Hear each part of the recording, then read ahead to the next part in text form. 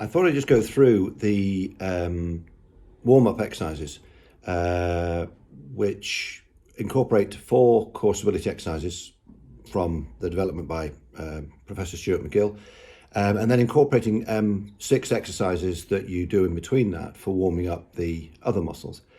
Activate and FIFA 11 have also been brought into this, so we're encapsulating all those things and the good points of those things, and trying to make it more streamlined and user-friendly, which is one slight issue with the Activate. So what we've done is the first of the exercise you'll see is Superman push, where you're on all fours, and then you bring the opposite arm, opposite leg, and you're making contact with your partner, and you're pushing into the partner. But at the same time, it's all about, with core stability, pushing down into the ground. So you get your undercarriage in this exercise working hard. And again, it's keeping those most important lines in core stability down the length of the spine and down the waist and into the leg. So again, you keep those right angles all the time working. No waffiness in the waist, a strong waist.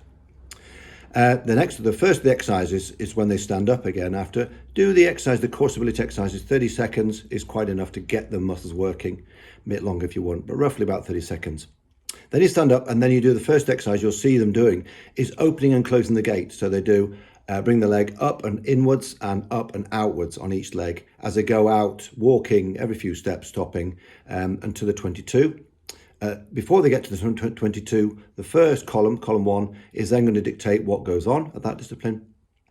And they will then say, sidestepping 7 steps one way or the other, left or right. And then you're coming backwards in a line, keeping the gap between the players. You'll see this on the video. They come back and they form straight up straight away. So all the layers will form, leaving about a metre between each layer.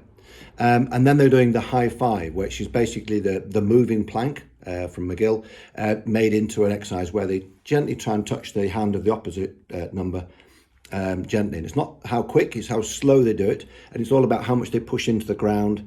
And they go on the outside, the front of the feet, and onto the other outside of the feet. So you'll see that changing over as they go, as I describe with the team doing this exercise.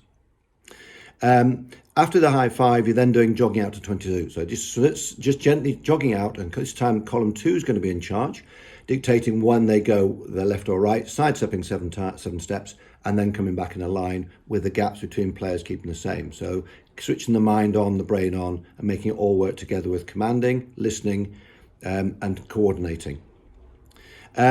Next is the competitive aeroplane, where they actually form a right angle at the hip, leaning into each other on the hands or on the shoulders. And again, it works the buttock muscles, particularly on the weight-bearing side, keeping a strong strength through the waist, again, down the length of the spine and down the waist, as always you do in core stability. Doing one side, when that fails, changing over to the opposite side, so you're exercising both sides evenly and making it somewhat competitive without being silly. The next of the exercises to warm up is high knees. So again, jogging out to 22. This time again, it's the third exercise, so column 3 is in charge. Bossing all the way out before they get to the 22, which way they go, sidestepping, and then keeping that coordination between the back. So column 3 is bossing that all the way back as well. Once they get back, forming up once again, and then they're doing the stirring the pot. So it's in a pressed up position on the forearms, and you're circulating the shoulders, and the ankles are the only bits moving. The strength is through the core and the strength in the waist. Again, down the length of the spine and down the waist of those 2 lines, keeping those strong and no bottom up in the air, keeping those 2 lines absolute. So in the pot, go clockwise and counterclockwise for that. And again, once, as I said before, about 30 seconds with each of the warm or the core exercises is quite sufficient. Next exercise, you're standing up again. This time it's column 4 is going to be in charge, dictating what goes on. And this is about knocking shoulders. It's not about how hard you hit, it's about the recovery. So they'll jog out a few steps, they'll collide with the short one left or right shoulder, and they'll do the same shoulder out to the 22. At that time, they'll then change over to the other shoulder, and they're knocking the other shoulder as they go out then to the halfway.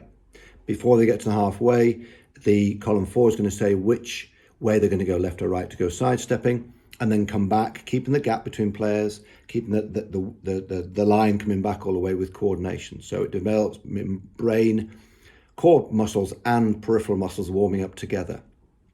Once get back, they're reforming, and then they're going to go back to the first of the core exercises, because there are only 4 core exercises and 6 disciplines. So you're going to do this, the Superman push on all fours, the line down the spine, the line down the waist, pushing into a position, but it's all about how much downward pressure you get into the ground. So it's not how quickly you do these exercises, it's the coordination and style and technique. 30 seconds again of that is quite sufficient. Then you're standing up again, going back to column 1, who's going to boss this, and they're stepping out, first few steps, and then they go around each other, always facing forward, and they go clockwise or counterclockwise, whichever way that column 1 will dictate. And at the 22, they're then going to change over to the opposite way, clockwise, counterclockwise, and then going all the way out to the halfway. So they've done both circuits of muscles, the rotational muscles, when they get out to the halfway. Before they get out to the halfway, column 1 will say which way they're going to go, sidestepping to 7 steps one side, and then coming back, keeping that line and that distance.